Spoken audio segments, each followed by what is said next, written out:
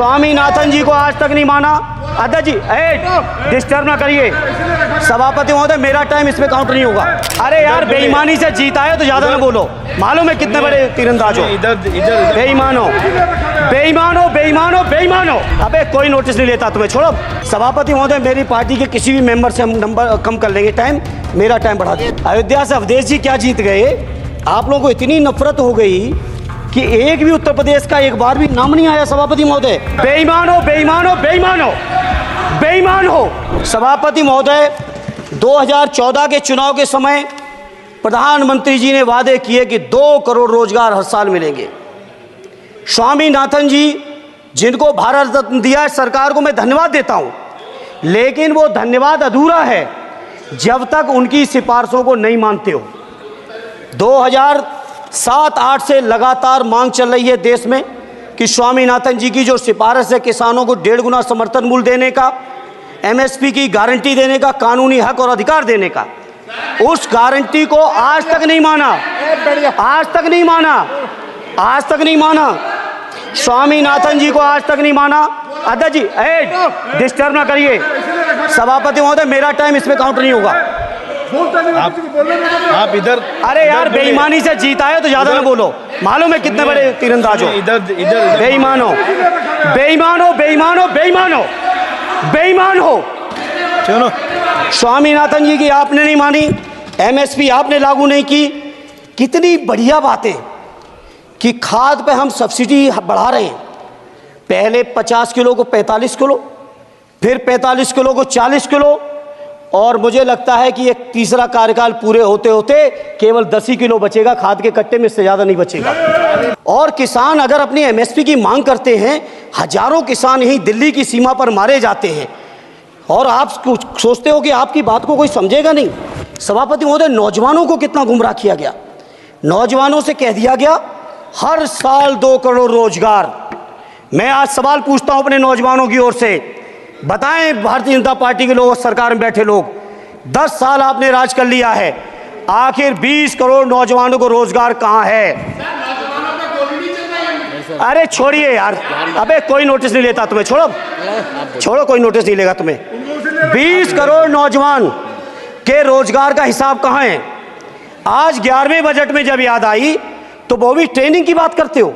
मैं कहना चाहता हूं IIM, IIT के नौजवानों को रोजगार नहीं दे पा रहे हो। आप सोच रहे हो इंटर्नशिप के इस छोटे से सुगूफे से नौजवान खुश होंगे? देश के नौजवान खुश होने वाले नहीं है। सभापति महोदय, शिक्षा के मसले पर लगातार बजट घटाया जा रहा है, लगातार सरकारी शिक्षा कम की जा रही है, और ये बीजेपी की सरकार की लगातार प्रयास है कि नौजवान शिक्षित होंगे तो सवाल पूछेंगे। देश की JNU से लेके BHU से लेके MU से लेके जितने बड़े संस्थान हैं, सारे संस्थानों को बर्बाद कर दिया है। एक भी दलित, एक भी पिछड़े, कहीं आपका वाइस चांसलर नहीं है। लगातार जितने भी आपके professor, associate professor, assistant professor की नियुक्तियों में RSS का जब तक कोई फंडामेंटल कोर्स नहीं करेगा, बेसिक कोर्स, तब तक उसकी नियुक्ति नहीं होगी। आप क्या सोच रहे हो देश नहीं देख रहा है नौजवान? UGC का बजट लगातार कम किया जा रहा है। मेरा खुला आरोप है इस सरकार पर कि ये सरकार शिक्षा को प्राइवेट करके, शिक्षा को मुट्ठी भर उद्योगपतियों के हाथों में देके, शिक्षा को चुनिंदा लोगों के हाथ में देके, देश के 140 करोड़, जिसमें मैं समझता हूँ 90% लोग गरीब हैं, उन गरीबों के हाथों से शिक्षा को छीनने का ये जो आपकी सरकार षड्यंत्र कर रही है, इसके लिए हम लोग इस मौके पे विरोध करते हैं। लगातार फीस बढ़ा रहे हैं, शिक्षकों की कमी है, रोजगार आप दे नहीं पा रहे हो, सामाजिक असमानता।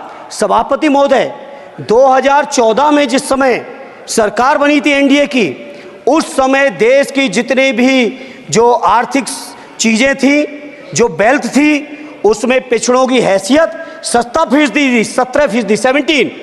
और आज 10 साल की NDA की सरकार के बाद पिछड़ों की आर्थिक हैसियत हो गई है केवल 9%। मैं कहना चाहता हूं चुनौती के साथ, वित्त मंत्री अपने जवाब में बता दें, अनुसूचित जनजाति का एक भी व्यक्ति देश में अरबपति हो तो बता दूं, एक भी अरबपति हो तो बता दूं, एक भी दलित को अरबपति आपने बना दिया हो तो बता दो, एक भी पिछड़े को बना दिया हो तो बता दो। आप जवाब में दे देना, आप डेटा दे देना, आप डेटा दे देना, हमारी दबाव नहीं रुकेगी। सभापति महोदय, जब बीजेपी की सरकार, जब बीजेपी के लोग विपक्ष में रहे तो ओपीएस की बातें किए। 10 साल से आप सत्ता चला रहे हो, 11वां बजट पेश कर रहे हो। पूरा देश आज ओपीएस के लिए, सरकारी कर्मचारी परेशान है। कहीं ओपीएस की चर्चा नहीं है, पुरानी पेंशन की कोई चर्चा नहीं है। सभापति महोदय, पुरानी पेंशन तो पुरानी पेंशन, हम मांग करते हैं। बहुत बड़े राष्ट्रभक्त आप बनते हो, मैं मांग करता हूं देश के पैरामिलिट्री फोर्सेस को आप पुरानी पेंशन दीजिए। मैं मांग करता हूं, आप राष्ट्रभक्त हैं ना, सीमा पे जो सुरक्षा कर रहे हैं, जो शहादत झेल रहे हैं, मेरी मांग है कि आप उनकी ओपीएस दीजिए। वो आप ओपीएस नहीं दे पाओगे। सभापति महोदय, मेरी पार्टी के किसी भी मेंबर से हम नंबर कम कर लेंगे, टाइम, मेरा टाइम बढ़ा दीजिए, बढ़ा दीजिए। कोई भी मेंबर हमारे लिए दे देंगे टाइम, हम लोग देते। इसलिए सभापति महोदय, इन सभी समस्याओं के लिए मैं आपसे कहना चाहता हूं कि इनका समाधान करिए, और नहीं समाधान करेंगे तो अभी तो बैसाखी पे बन गए, बिहार और आंध्रा को पैकेज देखे फिर देश में कितने राज्यों को पैकेज दे पाओगे।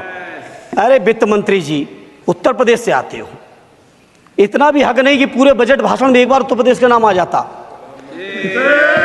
इतना अयोध्या से नफरत हो गई, अयोध्या से अवधेश जी क्या जीत गए, आप लोगों को इतनी नफरत हो गई कि एक भी उत्तर प्रदेश का एक बार भी नाम नहीं आया। सभापति महोदय, इसे मैं आज इस मौके पर सभापति महोदय देश के गरीबों, किसानों, नौजवानों, व्यापारियों, बुनकरों सभी की ओर से कहना चाहता हूं, ये बजट देश विरोधी बजट है। कुछ समस्याओं के लिए सभापति महोदय संवेदनशीलता के साथ मैं कहूंगा सरकार को विचार करना चाहिए। लेटेस्ट अपडेट के लिए हमारे चैनल न्यूज़ इंडिया फर्स्ट को लाइक, शेयर एंड सब्सक्राइब करें एंड यस, बेल आइकन को प्रेस करना ना भूलें।